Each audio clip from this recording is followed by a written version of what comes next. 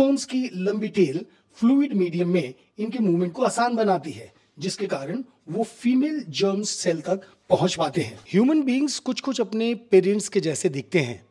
ऐसा इसलिए होता है कि पेरेंट्स से कुछ जेनेटिक कैरेक्टर अपने बच्चों में ट्रांसफर होते हैं।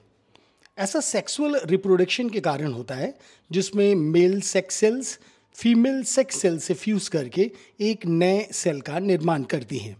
इस प्रोसेस को समझने से पहले male and female sex organs को समझ लिया जाए। पहले मेल रिप्रोडक्टिव सिस्टम को दो पार्ट्स में बांटा जा सकता है। पहला, जहां जर्म सेल्स बनते हैं।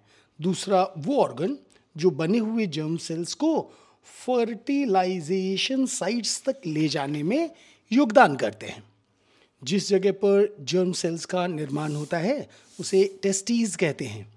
टेस्टीज एब्डोमिनल कैविटी अर्थात ह्यूमन बॉडी से बाहर स्क्रोटम में स्थित होते हैं।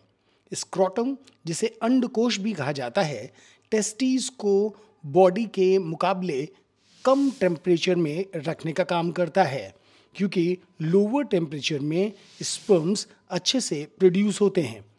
टेस्टीज से एक ट्यूब जुड़ी हुई होती है जिसे वैस डिफरेंस कहते हैं। इस ट्यूब का दूसरा सिरा यूरिनरी ब्लैडर से आने वाली ट्यूब से जुड़ा हुआ होता है।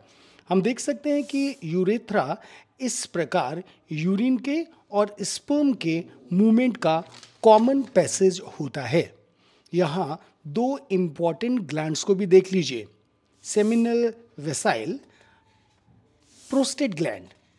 इन ग्लैंड से सिक्रेशंस निकलते हैं जो एक ओर स्पर्म्स को न्यूट्रिशन देते हैं, वहीं दूसरी ओर ऐसा फ्लूइड प्रोड्यूस करते हैं जो स्पर्म के आगे के मूवमेंट को आसान बना देता है। स्पर्म्स की लंबी टेल फ्लूइड मीडियम में इनके मूवमेंट को आसान बनाती है, जिसके कारण वो फीमेल जर्म सेल तक पहुंच पाते हैं। अब फीमेल जेनेटिक ऑर्गन की बात करते हैं। फीमेल के जर्म सेल्स और एग्स ओवरीज में बनते हैं। इनफैक्ट बेबी गर्ल के जन्म के समय ही ओवरी में थाउजेंड्स ऑफ इमेच्योर एग्स मौजूद होते हैं। प्यूबर्टी आने पर इनमें से कुछ एग्स मैच्योर होने लगते हैं। हर महीने दोनों में से किसी भी ओवरी से एक एग निकलता है। ओवरीज ओविडक्ट, जिन्हें फैलोपियन ट्यूब भी कहते हैं, की मदद से यूटेरस से जुड़ी हुई होती है। यूटेरस वेजाइना से सर्विक्स के थ्रू लिंक होता है। सेक्सुअल इंटरकोर्स के दरमियान स्पर्म्स वेजाइनल पैसेज में इंटर करते हैं। वो ओविडक्ट में ऊपर की तरफ मूव करने लगते हैं। यहाँ पर वो फीमेल एग से मिल सकते हैं और हो सकता है कि फर्टिलाइजेशन हो जाए। फर्टिलाइजेशन के बाद जाइगोट का डेवलपमेंट होता है। जाइगोट लगातार नए सेल्स का निर्माण करता रहता है और ओविडक्ट से नीचे की तरफ मूव करता है। कई सारे सेल्स मिलकर एम्ब्रियो का निर्माण करते हैं। इस प्रोसेस में 4 to 6 वीक का समय लग सकता है।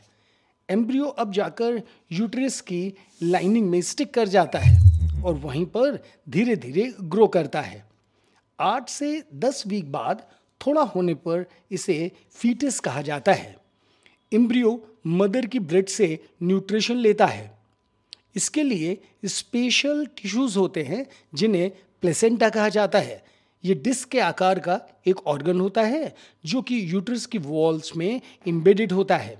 ये समझ लें कि प्लेसेंटा वह ऑर्गन है जहाँ से मदर और एम्ब्रियो में पदार्थों का आदान प्रदान होता है। यहाँ पर एम्ब्रियो की तरफ विलाई होते हैं और मदर साइड्स की तरफ ब्लड स्पीसीज होते हैं।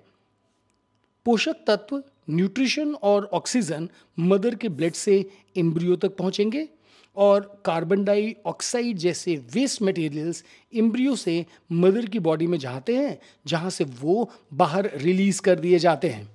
मदर के यूट्रस में बच्चे के डेवलपमेंट में करीब 9 मंथ्स का समय लगता है।